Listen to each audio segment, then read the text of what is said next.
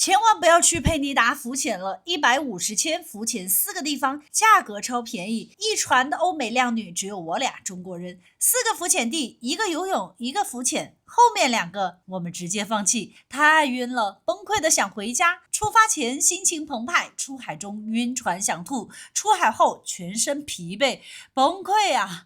浪太大，水太急，行程太满，时间太紧。我是 Sherry， 我们在印尼佩尼达，记得先订阅关注下。听话，佩尼达别去浮潜了。嗨，是这么的 Sherry 带你游天下来在印度尼西亚的佩尼达岛，然后今天我们要出海喽。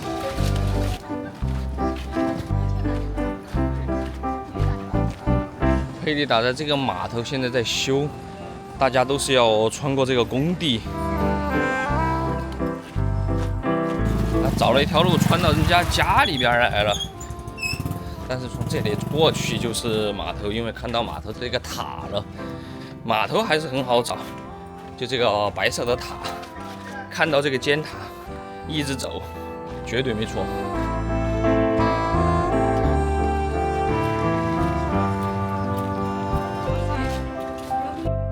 It's okay? Yes, one. Me? Yes. 现在你就要带啊？我死不了。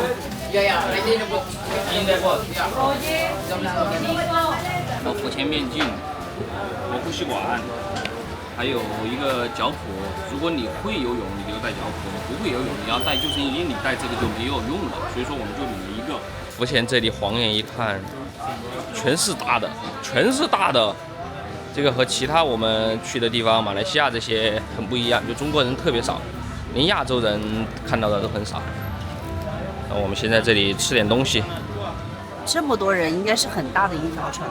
如果游得不快的话，等一下可能会被蹬。你看一下这里的人，随便哪个来一脚的话，都承受不小。我们两个在这众多的人当中的感觉，就像那种小孩一样，特别是我这娇小的身材。在码头这里等出海，然后这里就形成了一种画风，就是你看他这种穿得严严实实的，他一会儿还要戴手套，他恨不得就是把头袜子都准备好了，他恨不得把头都全部挡住啊，然后转过来。欧美的这些女生啊，她们恨不得全部脱得精光，就把几个点挡住就行了。这就是中西方文化的冲突，是不是？好，现在到我们了，怎么样上船呢？怎么？大哥只要有玩的就没有老婆了，已经冲到最前面去了。他反正什么都不懂啊，狗都踢得到，真的，你把人家狗都踢到了。我们的船就是那个白色的，但是要趟水过去，他两个越推越远，它没法靠近我们。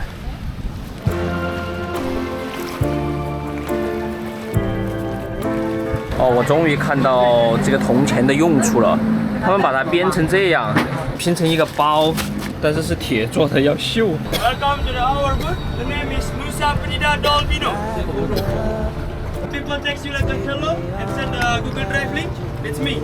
You must to save my number first if you want to link work.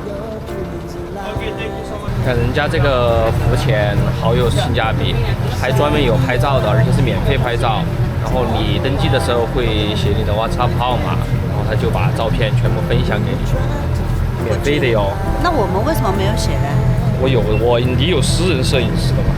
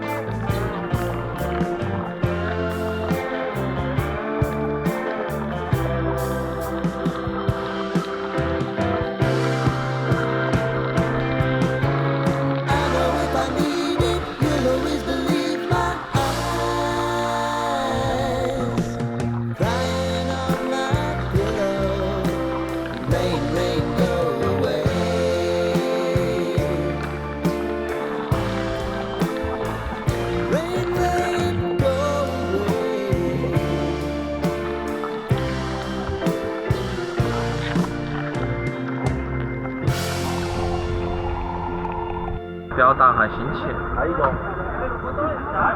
第一个点我们下水了，第二点我们下水了，第三个点我们不下水了。我现在人都是疯的。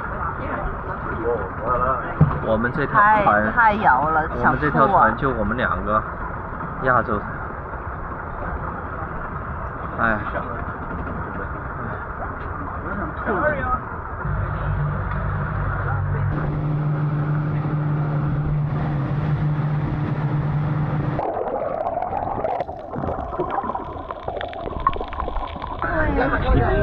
我要回去了，一点都不好玩，真的不好玩，我们俩就要吐了在这。终于熬到最后一个，马上要回去了，回酒店先洗一洗吧，全身湿淋淋的，好不舒服。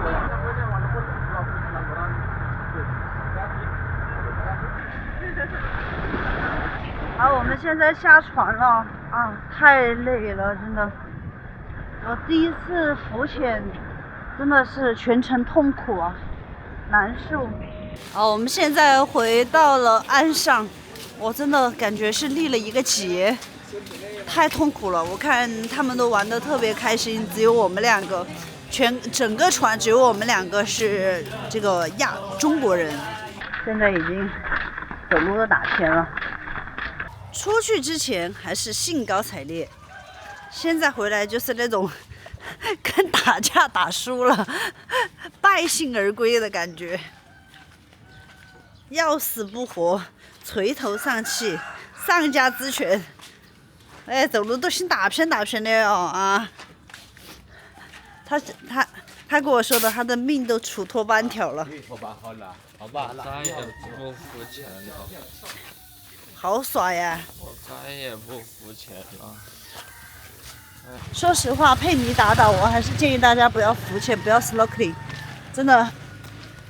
它一共是有4个地方，价格是150千，这应该是通价可以拿下来的。然后我们去了之后，第一个就是上船就开始晕，它浪超级大。然后到了第一个点的时候就是浮潜嘛，啥都没有，然后浪大呀，大的不行，就浪打浪，就跟那个浪、跟那个水、跟那个海做斗争、做抗争。没游一会儿，然后就上来了。第二个点很漂亮，它下边很多礁石，水还比较清。对，有珊瑚，看了一下，拍了一下，但是也是感觉晕呐。整个状态就是那种晕乎乎的状态，它浪很大，不是那种特别平的沙滩。好，然后第3个我们直接没下，第4个也没有下，因为人已经来不及了，人废了。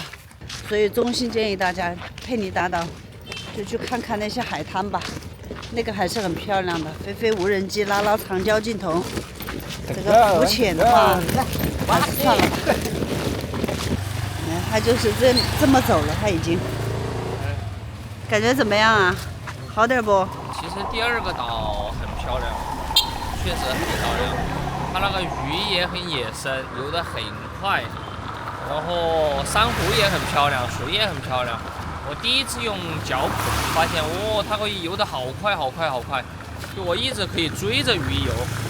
但是这个前提就是我把我体力给消耗了，就是一上船以后就没体力了，就感觉晕，一直晕，就像坐车坐了很多小时的那种长途车。哎呀，美还是很美的，漂还是漂亮，就是身体不行了。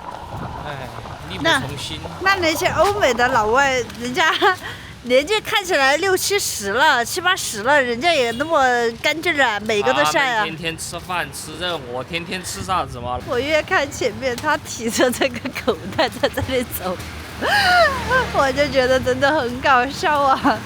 他是一个热衷于所有的这种旅游项目的人，还花了钱的，他肯定要把它玩得够。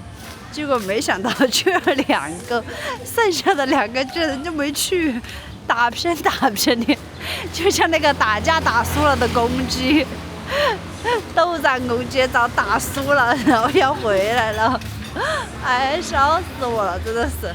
好，现在回去洗睡了吧。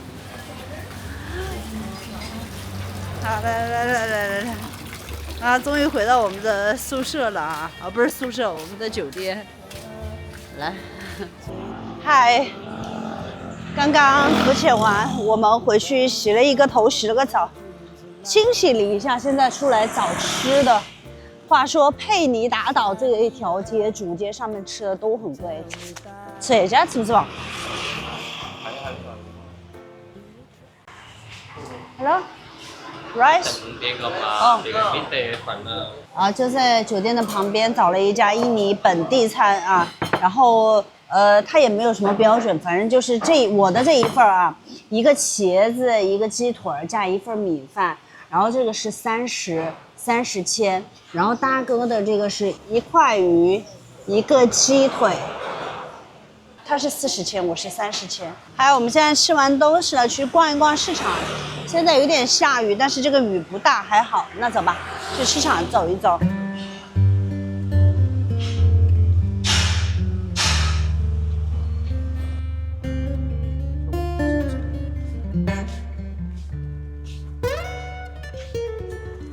好，现在是上午的1点钟左右，我们现在已经来到了市场，但是市场的话，好多都已经关门了。这个是什么花？哎，这个是 bakso。哦，这个是那个什么花？这个是苦瓜哎，你看苦瓜还有切片卖。你看这个服务好好，4季豆切片。不哎。这些是卖水果，面包、饼干、粑，这边也是水果。我也看着不想买，我去那边了。这边呢？这个市场上面啊，其实这个市场不是很大，感觉好像还有2楼。1楼的话应该是卖蔬菜、水果、干货、杂货的。你看他们都已经关上门了，现在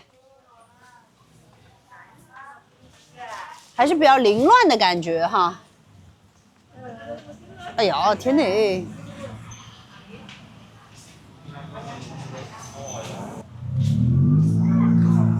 来各种各样的花，这个是拿来供神的。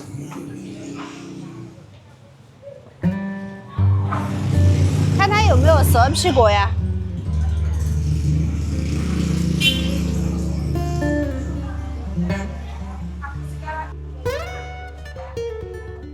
好，市场就逛完了，真的也没啥逛的，特别小。这边是卖什么吗？那个街上都走完了呀。佩尼达岛这个街啊，真的是不长，可能也就1点多公里、2公里的样子就走完了。而且它道路也不是很宽、很窄、很拥挤、很繁忙，这里来来往往穿梭有摩托车、小汽车，还有人。好，所以其实只有走上面哈，走到前面的话，上面人行道都没有了，还是比较危险。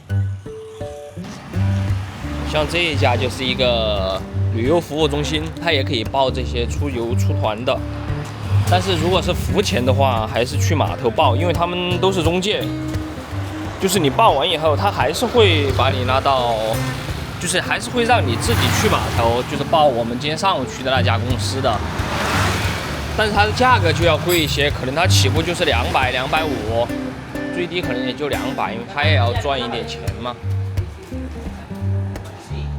哎，我们第一天问的对面他是报的多少钱呢？250，最低250给我们。220，我想想。225。这边这些摩托车也是租的。哦，这是一个潜水店，深潜的。这边来考证的还是很多人。印度餐厅，来这边的印度人也挺多的。今天我们跳导游就遇到4个印度人。还有日本餐厅吃寿司的。这种一看就是给外国人服务的，就是本地人他是根本就不会去的，因为消费太贵了。本地人在这条街，他们吃的物价和我们吃的物价是肯定不一样的。为什么？因为那个物价，你像我们今天中午吃的一个饭就50千、40千一个饭，他本地人他不会这样来吃的。其实在这条街的往前往后走几百米，就有那种本地人他们的一个餐厅，你就一看就是那种标准的本地餐厅。但外国人他就会相对来说就基本上没有。欧美人有钱，他这个东西他不叫欧美人有钱，他是你就像欧美人，他领他的工资，他在他那里吃一份饭，他要100，他到这里来吃一份饭，他50，他就觉得便宜啊，对不对？所以这个东西就这样的。你像我们也是一样，我们如果第一个城市就是巴厘岛，我们也会觉得这里便宜。但是我们第一个城市是雅加达、万隆、泗水、日惹这样走过来的话，我们就会觉得哇，这里的物价比爪哇的、爪哇的贵了1倍以上。对，所以选择一个国家旅行的第一站和最后一站是一个技术活。像我们酒店，它其实很便宜，但它外面这个餐厅价格就非常的贵。你有可能我们俩吃一顿饭就比我这个住宿费还贵了。佩尼达岛最优惠的超市就是这个，买可乐才5500一瓶儿，很多老外在这里购物。码头区域唯一的一个加油站。哎，我们去看一下油价，他上次卖我们3、4千，1.5。是一样的油价，它贵不了多少。你看嘛，那个现在多少嘛？来4000、14千，哦，这些全是排队加油的车。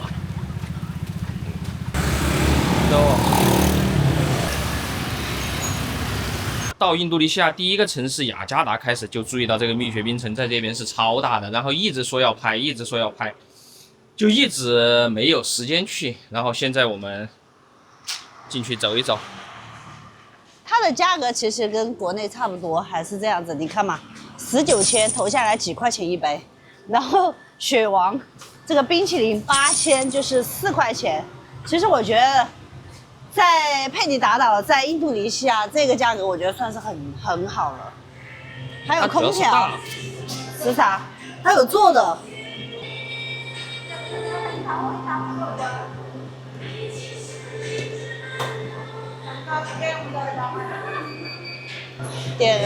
点冰淇淋嘛，点了一个 ice cream latte，ice cream one。蜜雪冰城都有这种雪王的饮料杯，然后这个是不是那种联名款啊？要卖的那种纪念款，雪王大头杯，看1400毫升的，它里面是真的大。在国内的话，我们看到蜜雪冰城就是在各大的商超主要的人流聚集点，然后里面有一种小店，直接拿走就行了。Thank you。哇，超大一个，这个分量可以的。哇，这个分量可以的，好高，它可以还冲高一点，我觉得。怎么样？雪顶咖啡拿铁。说实话，这个咖啡味啊，比国内要重好多，就是满满的咖啡味。但是不明白是很神奇，是它里面还要加龟苓膏，然后上面是奶油，奶油有点甜，有点那个啥，我觉得有点闷人，有点腻啊。然后龟苓膏又很清爽，很神奇的这样的一个搭配。但咖啡确实不错啊，这个咖啡雪顶是17千，17千相当于人民币的话就是8块钱。然后还是不贵的，然后这里呢是他们的营业执照，你看，印度尼西亚这个店铺的营业执照就是这样子的，这边是一个什么签名。我们在越南也见到过蜜雪冰城，在当地的生意也还不错。然后马来西亚也有蜜雪冰城，但是感觉生意就不是太好，而且店面也小。但在印度尼西亚就是个个例。它的每个店感觉都超大的，特别是那个机场店比星巴克还要大，而且装修也很豪华。感觉它在印度尼西亚走的就是这种高端风吧。那这个口味来说，应该很适合印度尼西亚，因为都是大甜、超甜、特甜。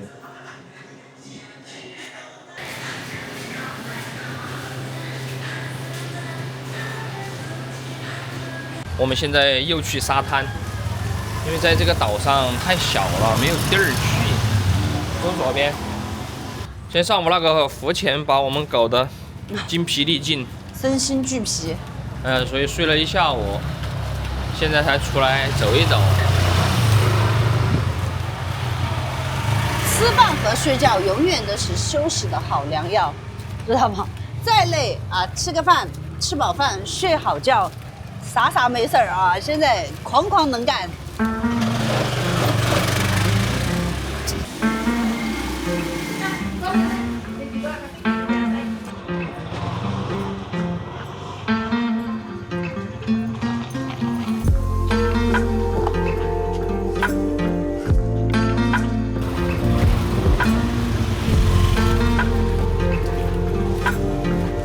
我们现在来到了码头，码头这儿还有一个瞭望塔。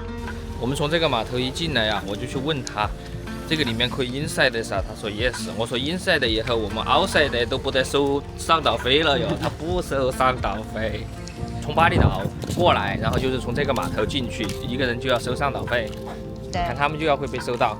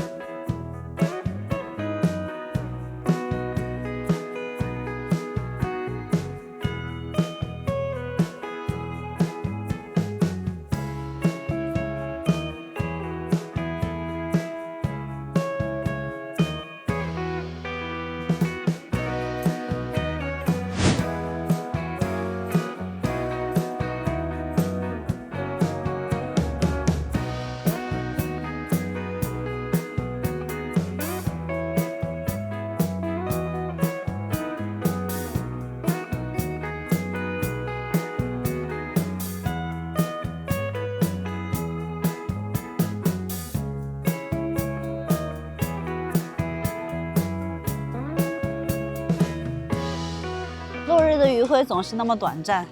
飞上天空，看到这一片沙滩也是超级美的。它既然有层次感的这种颜色，也可以看到那种玻璃珠似的非常透明的海，好美啊！真的。其实现在你看这两个栈道，我其实蛮喜欢这种老式的栈道的，像这个新修的栈桥就全水泥的。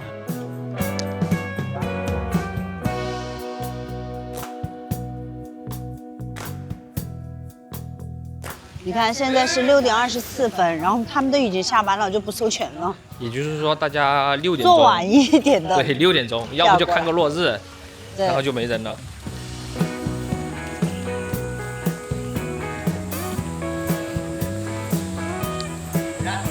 那这个时候的海滩上面真的就没有人了，是不是独属于我的海滩？现在还是属于蓝雕时刻。夜幕还没有完全的降临，天上鸟儿还在飞，海风轻轻地吹拂着。除了这个沙滩稍微有一点点的脏，其他的我觉得还是很美的。佩尼达我觉得只适合玩一天，当天来玩完之后，第二天走。伊乌呢啊，鱼呢？这是什么？烤乳猪 ，baby， 古灵鱼呢？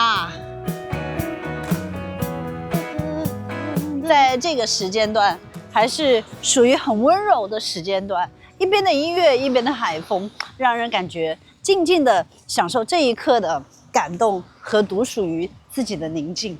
海滩上面也有几个 club， 然后在上面的话也可以看夕阳，享受音乐，吹着海风，这一刻是美妙的。感动自己吧，享受这一刻吧。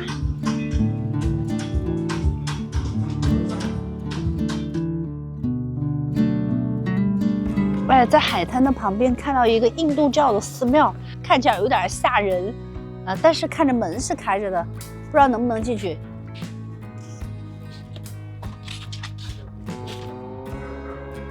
我有点怕，为什么不白天来看？我也有点怕呀。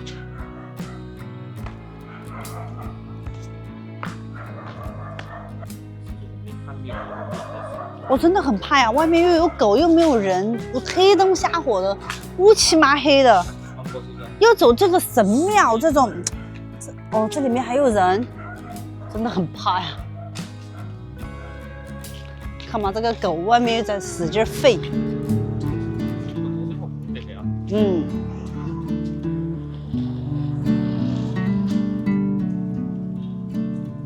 我们在这个佩里达这条主街上逛了无数次了，这条街都走了。巴萨的边边有一家 Soto 的，我们决定还是去找 Soto 吃。Soto 是印度尼西亚的王牌美食。这里就是有 Soto。哎，Soto 的嘛，人家写了。我有点吃不下了嘛。让我吃我们个面嘛。先看一下他那个烤串烤的些啥子吗？啊？烤串看人家烤的些什么？我过马路啊 ，Soto。Yo, Soto. Oh, Soto, how much one? One Soto, one fried rice. 干杯！为了佩达利哈，为了佩里达，干，这个佩里达的真的是配套设施啊，我觉得真的有待提高啊。好甜，就是又小，然后到处都是烂路，路又窄，住宿啊也不便宜，吃饭呢直接翻1倍。虽然说我可以接受，但是我觉得这个有违其他的市场。马塔兰的晚餐，这个炒饭就是有一个蛋，还有虾片，这个是30千是吧？30千。30千，然后我的 Soto 就只有这么大一点，然后它是没有米饭的，它里面是配的是米线这种，这一碗也是30千。感觉这个佩里达好无聊啊，好无聊啊！除了吃饭就是吃饭，连逛街的地方都没有。没有逛街的。要么就是吃，要么就是喝，要么就是走。走的话，你走了无数遍。我好想回到马来西亚。吃鸡饭。不是我们在文莱也是。哎呀，我好想回到马来西亚。我们在印度尼西亚来了，还是哎呀，我好想回到马来西亚。对，我为什么对马来西亚有一种特别的情怀？真的。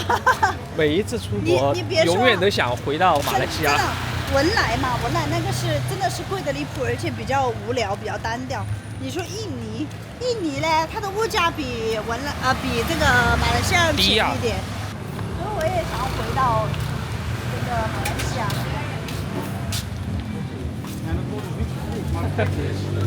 马来西亚是不是我们出国就是一个心灵的港湾了？成了。